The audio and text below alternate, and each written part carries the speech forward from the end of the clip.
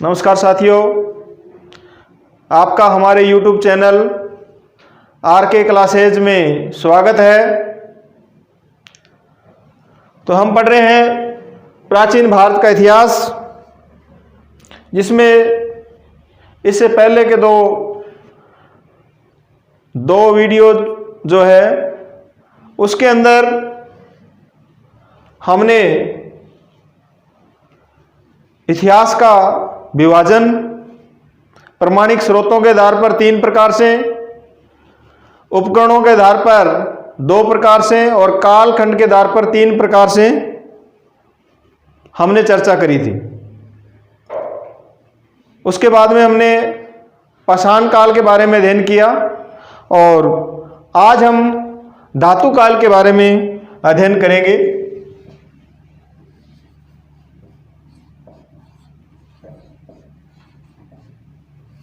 धातु काल यानी वह समय जिसमें धातु का प्रयोग किया जाने लगा। इससे पहले पत्थर का प्रयोग किया जाता था, यानी इससे पहले का जो काल था वो पाषाण काल था।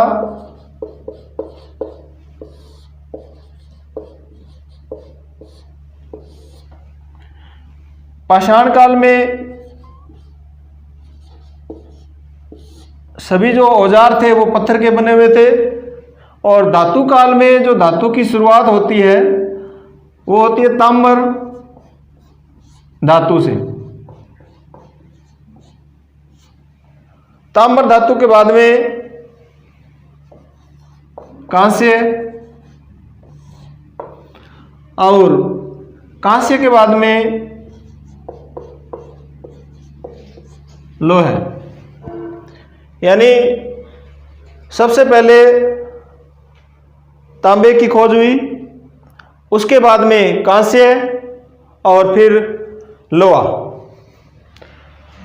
तो धातु काल पढ़ने से पहले धातु काल और पाषाण काल के मध्य ये जो संकीर्ण समय है, इसमें एक और सभ्यता थी, वो थी ताम्र पाषाण सभ्यता। ताम्र पाषाण सभ्यता यानी इसमें पत्थर का भी उपयोग होता था और तांबे का प्रयोग भी होता था। दोनों ही प्रकार के ताम्र पाषाण सभ्यता में उपकरण है वो पाए जाते थे। इसका जो उदाहरण है वो है आहड़ सभ्यता।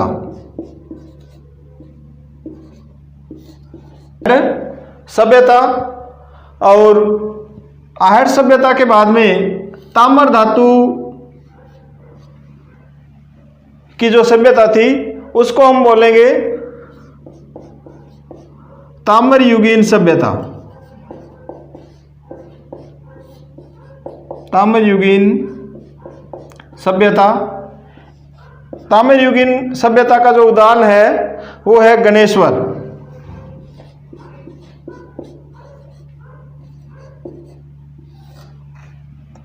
अब क्या हुआ, तांबे के अंदर एक और धातु मिलाई गई, वो थी टिन, यानी तांबा और टिन मिलाकर के कांस्य का निर्माण किया गया और ये जो सभ्यता थी ये कहलाई कांस्य युगीन सभ्यता। कांस्य युगीन सभ्यता, जिसका उदाहरण है सिंधु घाटी सभ्यता।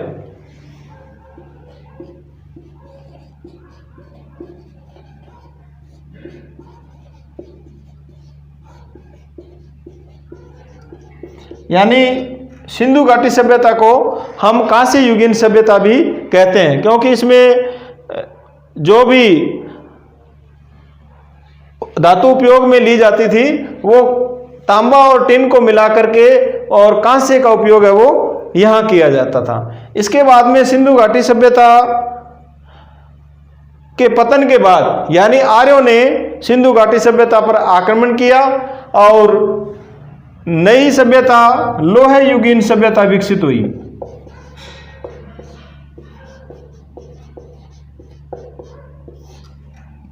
जिसका उदाहरण हम पढ़ेंगे वैदिक सभ्यता।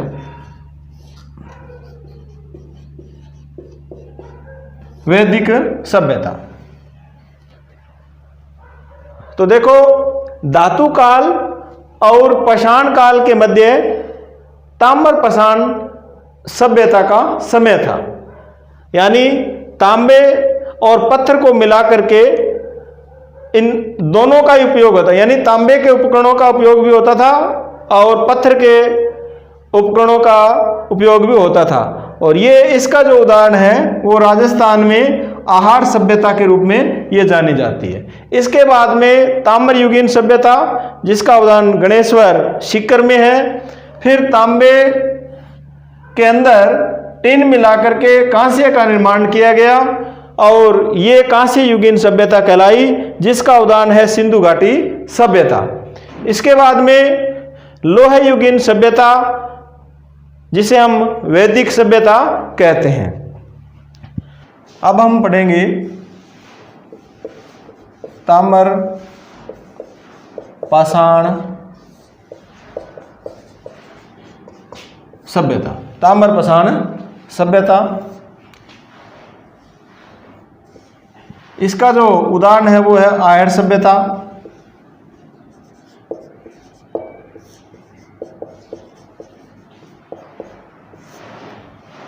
आहार सभ्यता हमें किस स्थान से मिली है और किस नदी के किनारे ये स्थित थी? स्थान उदयपुर और नदी, क्योंकि जो सभी सभ्यताएं थी वो नदियों के किनारे उनका निवास स्थान था, इसलिए आहार सभ्यता है वो बनास नदी की सहायक नदी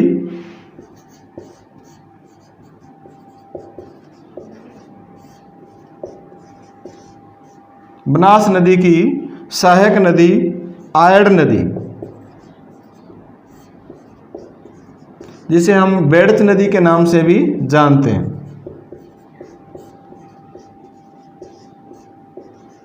के किनारे। यानी आहार जो सभ्यता है वो उदयपुर में बनास नदी की सहायक नदी आयड़ नदी, या इसका दूसरा जो नाम है वो बेड़च नदी है, इसके किनारे स्थित थी। अब है इसके उपनाम, आहार सभ्यता के उपनाम।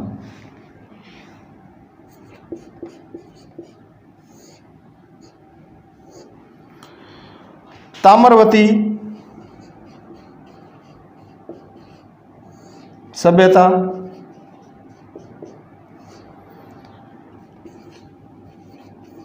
फिर है धूलकोट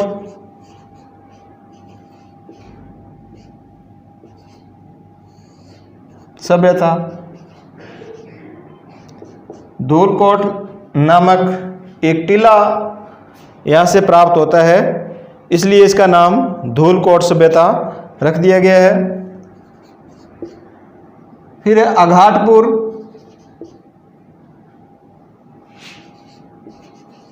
आघाटपुर सभ्यता। यहाँ पर आघाटपुर नाम से एक दुर्ग स्थित था, जिससे इसका नाम क्या पड़ गया? आघाटपुर सभ्यता। और बनास नदी की जो सहायक नदियां हैं, इनके किनारे स्थित होने के कारण इसे बनास संस्कृति भी कहा जाता है। बनास संस्कृति भी कहा जाता है। अब है इसकी जो खोज करता है,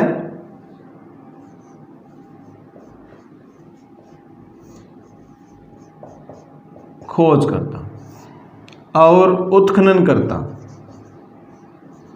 उत्खनन का मतलब होता है खुदाई करने वाले। इसका जो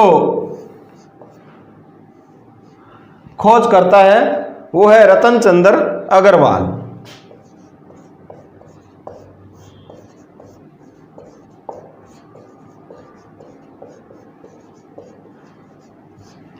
जिसको संक्षेप में हम RC अग्रवाल के नाम से भी जानते हैं। और इसके जो उत्खनन करता है वो है 2 व्यक्ति है, एक तो है अक्षय कीर्ति व्यास और दूसरा है HD सांकलिया।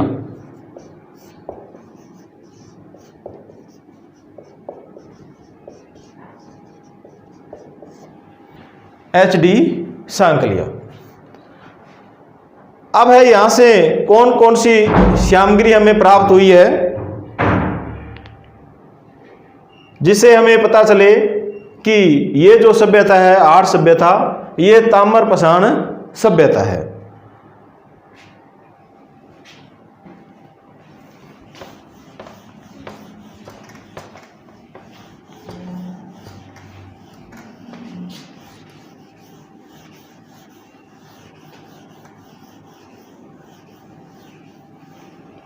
ताम्रपाषाण सभ्यता से प्राप्त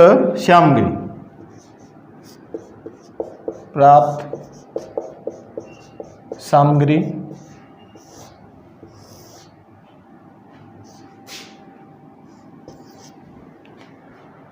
यहां से पत्थर का डबल चूल्हा मिला है, डबल चूल्हा हमें प्राप्त होता है।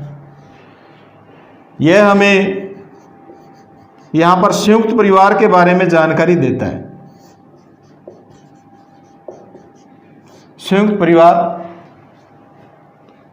डबल चूल्हा का मतलब है एक चूल्हा, जैसे यहां पर एक चूल्हा बन गया और इसके पीछे एक चूल्हा और होता था, डबल चूल्हा था। तो जो बड़ा परिवार होता था उसमें डबल चूल्हे का प्रयोग किया जाता था। एक घर तो ऐसा था जहां पर 6 चूल्हे एक साथ मिले, 6 चूल्हे वो एक साथ मिले। इसके बाद में पत्थर के सिलबटे,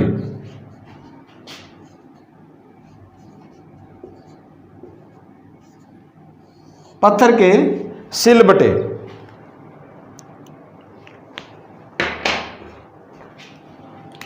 यानी ये एक पत्थर है और यहां से अनाज के साक्ष्य मिले हैं और इसके ऊपर एक और पत्थर है। तो इस प्रकार ये जो सिलबटे मिले हैं ये आटा पीसने की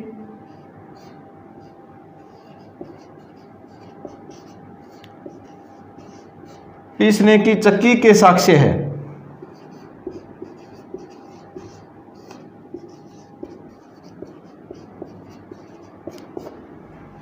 अतः विश्व में पहली बार जो आटा पीसने की चक्की मिली है वो हमें कहां से प्राप्त हुई है? आहार सभ्यता से। विश्व में पहली बार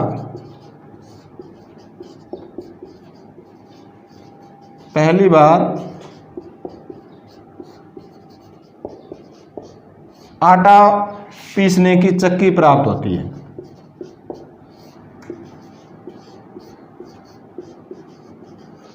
आटा पीसने की चक्की। यहां के जो मकान हैं वो सब पत्थर के मकान थे, पत्थर के मकान प्राप्त होते हैं। अब ये जो वस्तुएं हमें प्राप्त हुई है ये सब क्या है? पत्थर की बनी हुई है। और ये जो सभ्यता है वो ताम्रपाषाण सभ्यता, यानी इसमें तांबे का भी उपयोग होता था, तांबे की जो सामग्री है उनका भी उपयोग होता था और पत्थर की बनी हुई सामग्री का भी उपयोग होता था। तो तांबे वाली कौन सी है? देखो,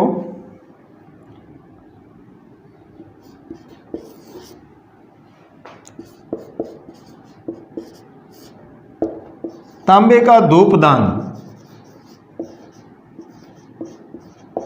तांबे का धूपदान हमें यहाँ से प्राप्त होता है। धूपदान का मतलब होता है भगवान की पूजा करने के लिए एक ऐसा बर्तन होता है जिसके अंदर हम पूजा सामग्री है वो रखते हैं। तांबे की कुल्हाड़ी,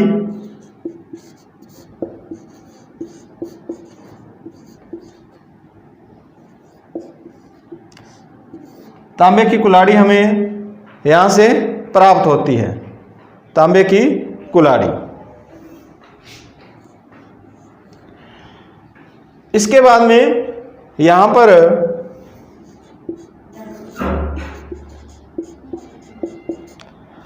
व्यापार यानी अंतर्राष्ट्रीय व्यापार होता था।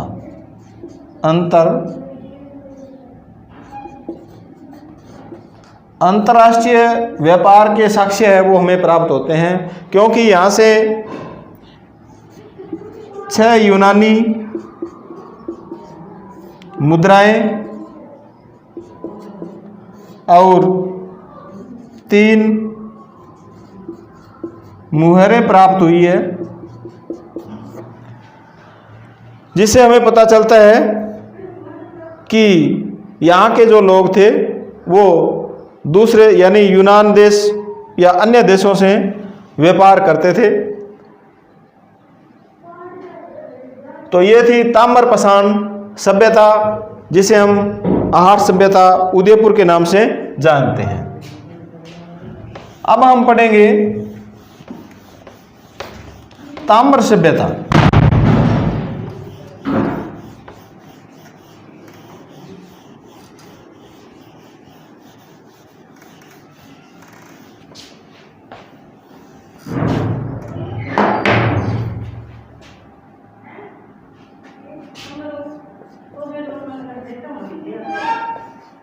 ताम्र सभ्यता यानी वह समय जिसमें तांबे की बनी वस्तुओं का उपयोग किया जाता था।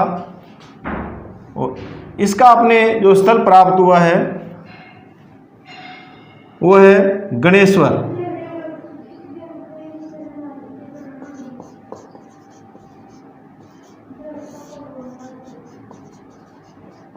जिसे हम गणेश्वर सभ्यता कहते हैं। अब ये गणेश्वर हमें किस स्थान से प्राप्त हुए और ये कौन सी नदी के किनारे? यह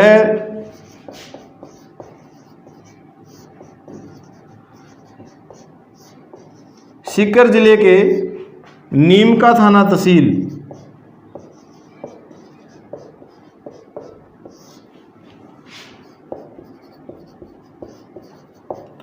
नीमका थाना तहसील के गणेश्वर गांव से हमें प्राप्त होती है।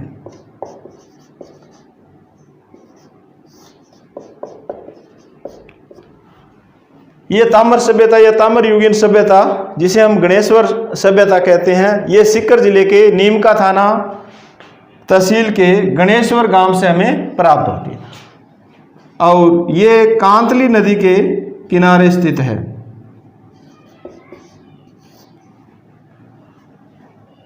अब है इसका उपनाम।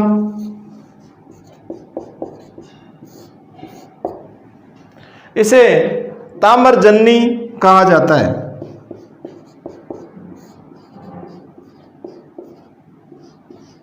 क्योंकि तांबे का जो मुख्य रूप से जन्म स्थान माना गया है वो गणेश्वर सभ्यता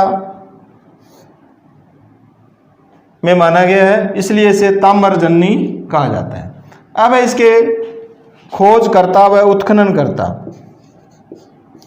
खोजकर्ता एवं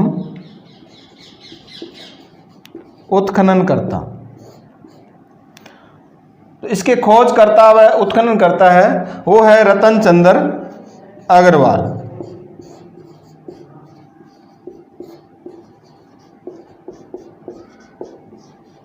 रतन चंद्र अग्रवाल। अब हम पढ़ेंगे यहाँ से यानी गणेश्वर सभ्यता से कौन कौन सी सामग्री है वो हमें प्राप्त होती है।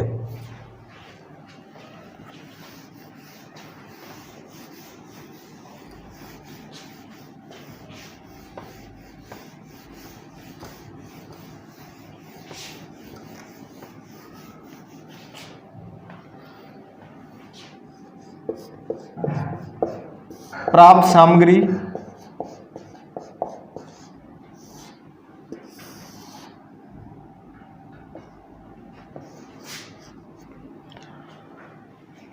इस ताम्र सभ्यता में सभी प्रकार के जो उपकरण थे, सभी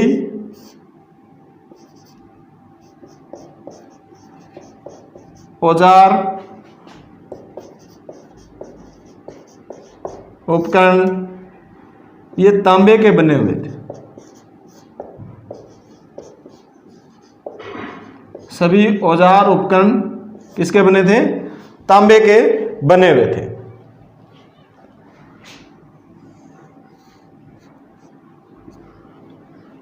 इसके बाद में यहां पर जो एक मिट्टी का बना बांध प्राप्त हुआ है हमें।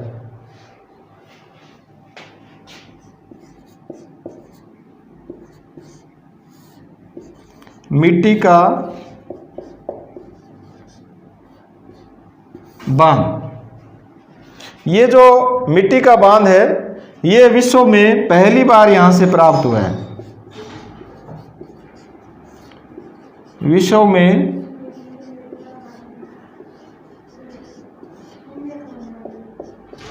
पहली बार इस मिट्टी के बांध से हमें कई प्रकार की जानकारी है वो मिलती है। एक तो यहां से मछली पकड़ने का साक्ष्य है वो हमें प्राप्त होता है।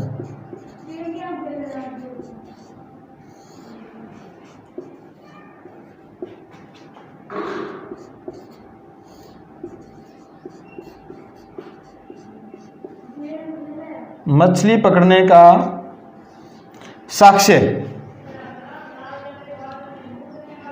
और तांबे के बने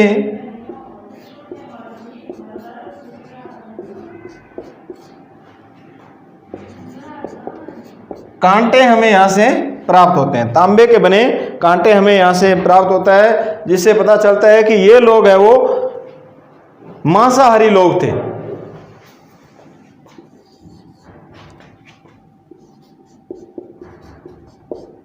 मांसाहारी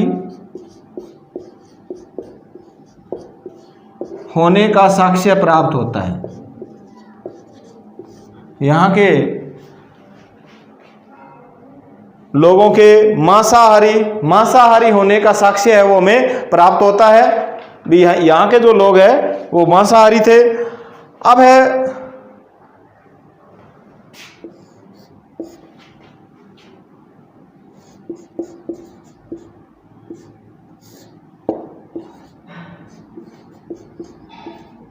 तांबा गलाने की भट्टियां प्राप्त होती है यहां से।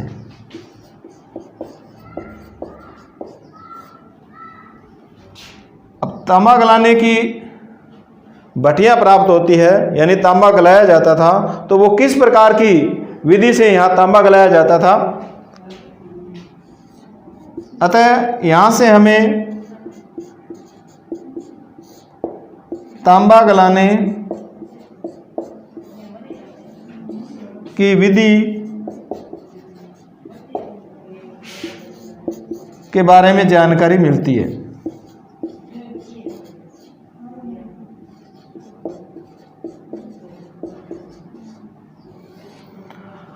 तांबा गलाने की विधि के बारे में हमें यहाँ से जानकारी मिलती है। तो ये गणेश्वर सभ्यता थी, जिसे हमें सभी प्रकार के यहाँ से जो औजार प्राप्त हुए हैं वो तांबे के बने हुए थे, और तांबा गलाने की भट्टियाँ और तांबे गलाने की भट्टियों से हमें तांबा गलाने की विधि का भी वहाँ से साक्ष्य है वो प्राप्त होता है। एक मिट्टी का बांध मिला है जो विश्व में पहली बार है, वो यहाँ से हमें इसका साक्ष्य प्राप्त होता है। मछली पकड़ने का साक्ष्य भी यहीं से प्राप्त होता है। तांबे के बने कांटे मिलते हैं और जिससे हमें पता चलता है कि ये लोग मांसाहारी थे। अब हम पढ़ेंगे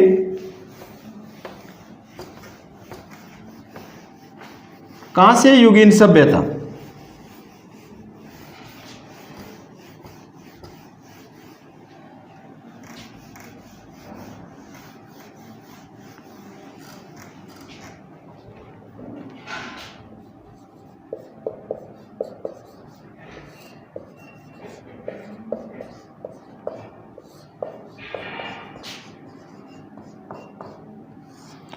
कांस्य युगीन सभ्यता यानी पहले जो हमें तांबा प्राप्त होता है, इस तांबे के अंदर टिन मिलाया जाता है और कांसे का निर्माण किया जाता है और इसका जो अनुपात है वो है 9:1। इस अनुपात से दोनों को मिला करके कांसे का निर्माण किया जाता है। इस सभ्यता का जो उदाहरण है वो है सिंधु घाटी सभ्यता।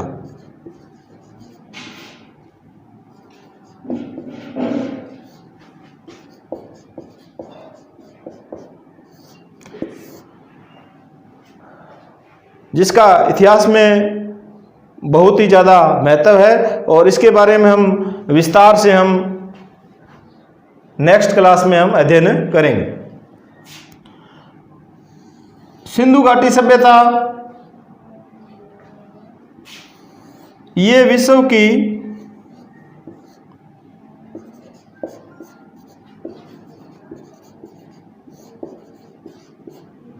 पहली शहरीकरण सभ्यता है। पहली शहरीकरण का हमें यहां से साक्ष्य मिलता है, या हम इसको नगरीय सभ्यता भी कह सकते हैं। नगरीय सभ्यता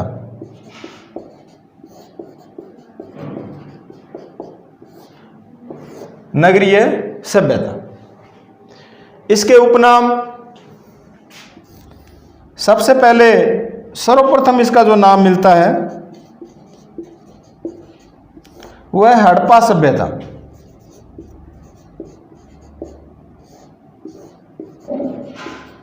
हड़प्पा सभ्यता, और इसके बाद में इसका नाम सिंधु घाटी सभ्यता पड़ जाती। सिंधु घाटी सभ्यता, जॉन मार्शल इसे सिंधु घाटी सभ्यता 1924 के अंदर कहते हैं। अब है इसका काल निर्धारण यानी समय।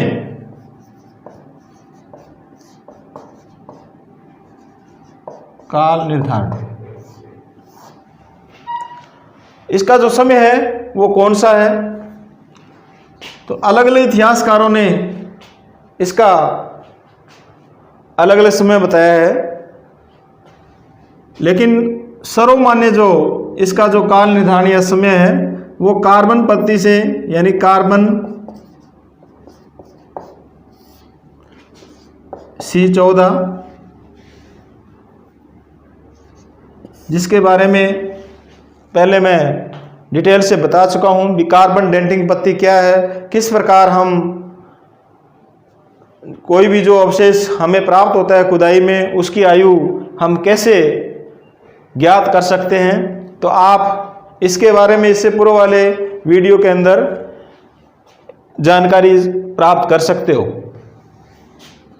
कार्बन 14 के आधार पर इसका जो समय है सिंधु घाटी सभ्यता का वो है 2300 ईसा पूर्व से 1750 ईसा पूर्व। 2300 ईसा पूर्व से 1750 ईसा पूर्व। तो ये थी कांस्य युगीन सभ्यता, जिसे सिंधु घाटी सभ्यता, हड़प्पा सभ्यता और कांस्य युगीन सभ्यता, सिंधु घाटी सिंधु सरस्वती सभ्यता के नाम से जाना जाता है। और इसके बारे में हम विस्तार से नेक्स्ट क्लास में अध्ययन करेंगे।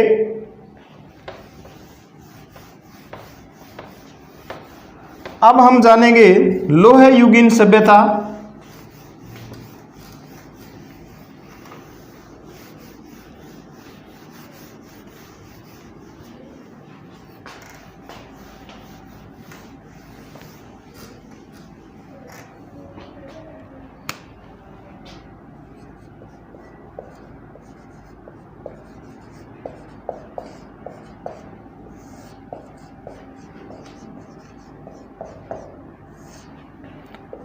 लोह युगीन सभ्यता, इसका जो उदाहरण है वो है वैदिक सभ्यता।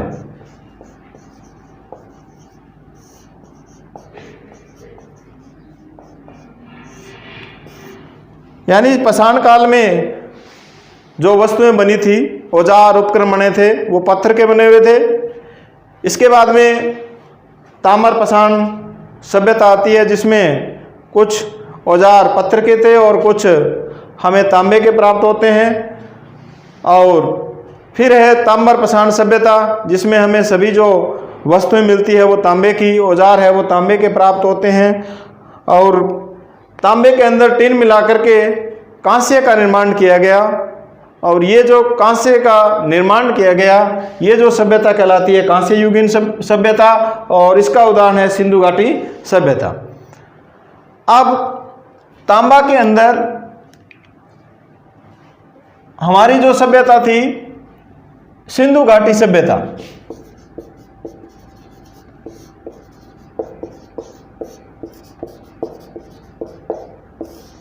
सिंधु घाटी सभ्यता, यहाँ के लोगों पर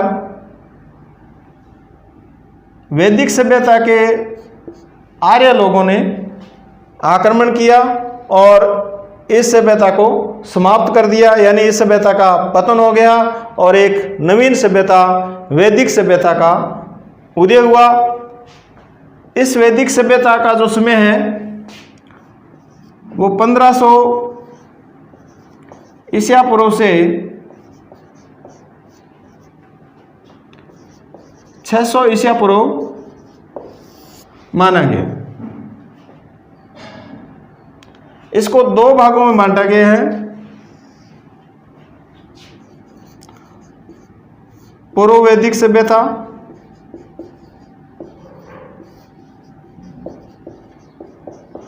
और उत्तर वैदिक सभ्यता।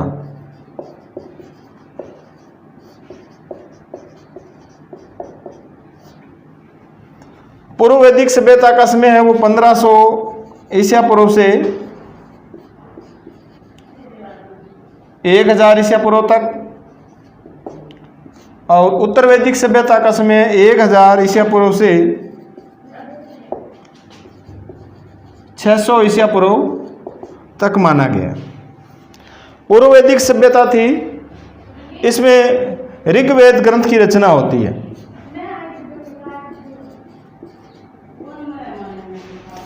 एक ही ग्रंथ की रचना होती है और उसका नाम है ऋग्वेद, इसलिए इसको ऋग्वेदिक सभ्यता भी कहा जाता है।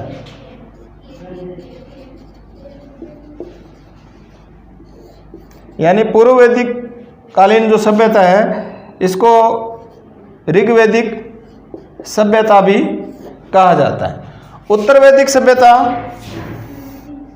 इसमें 3 ग्रंथों का निर्माण हुआ। ऋग्वेद के बाद में यजुर्वेद,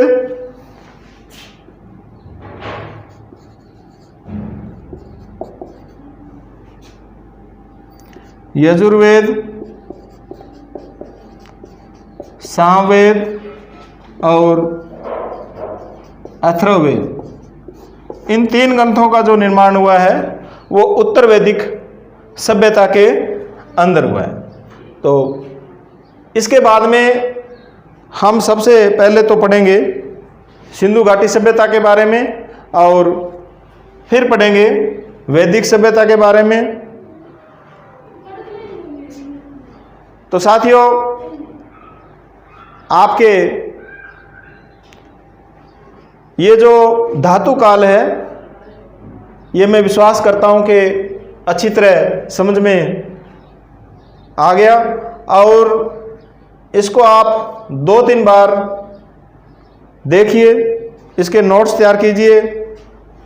इसी के साथ धन्यवाद।